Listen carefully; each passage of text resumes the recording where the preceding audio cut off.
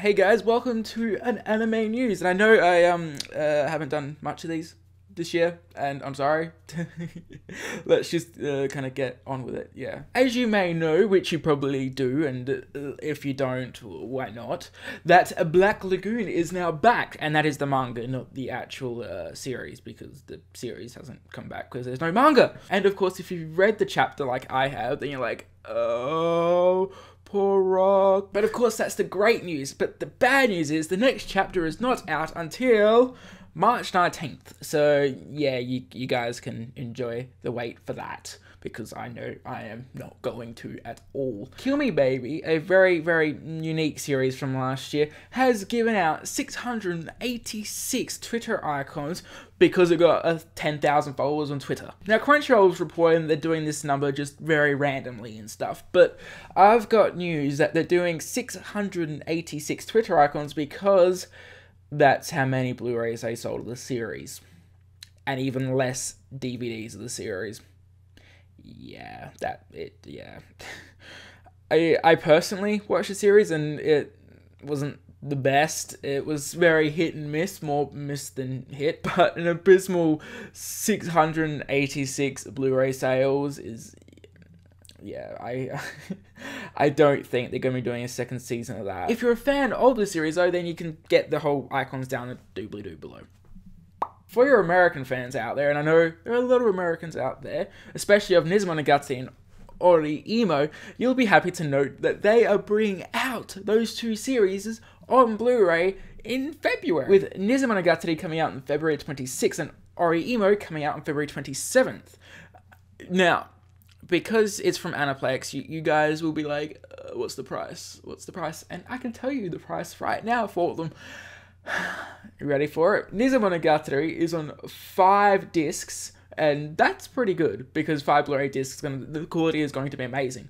But for $150. Don't forget that also includes a double-sided Blu-ray case wraps, a 36-page deluxe booklet, textless openings and endings, which would be great to see on Blu-ray.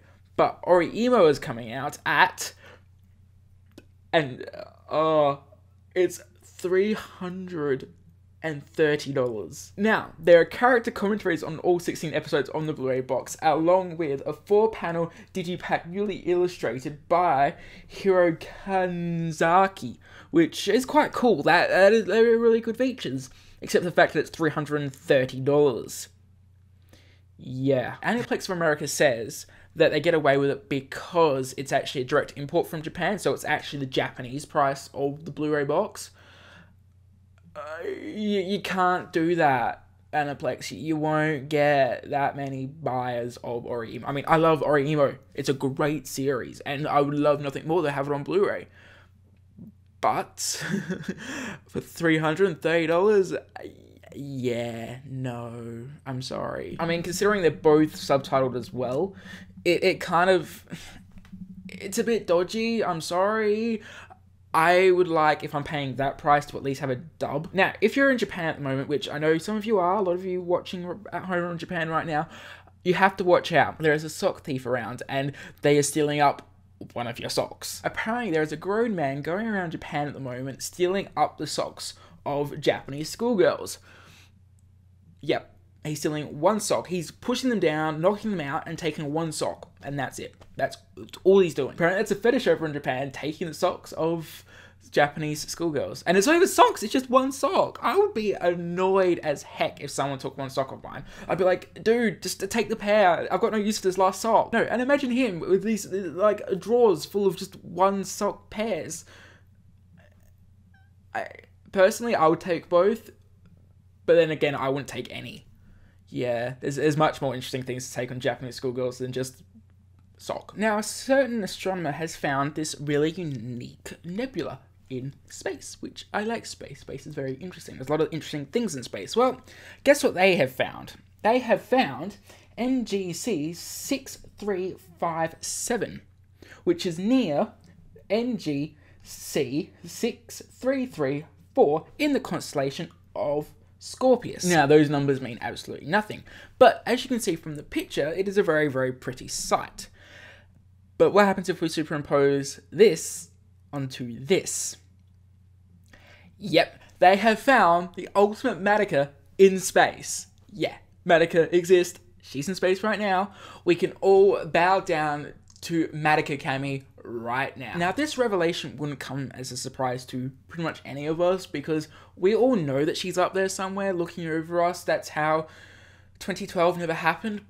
But to actually capture her in space when I thought she was just energy particles, I think that's awesome. I congratulate the Star Observatory that has captured this image, and they will be forever heralded as the coming of the age of MADOKA. Seriously though, the nebula is actually called War and Peace because the eastern part looks like a skull and the western part looks like a white dove.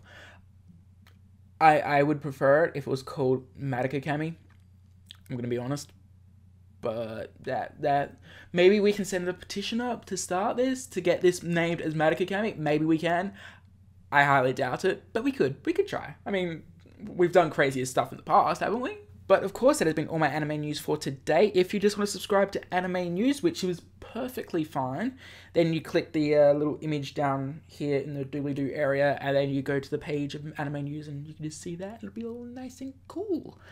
But, of course, if you want to see any of today's stories in full detail, all links down doobly. If you want to send in any of the stories, then there are always links where you can find me and send me stuff, because I like talking about your stuff. And until next time, guys, you've been watching Dr. Dazza. This has been Anime News. Martinet. Fwah.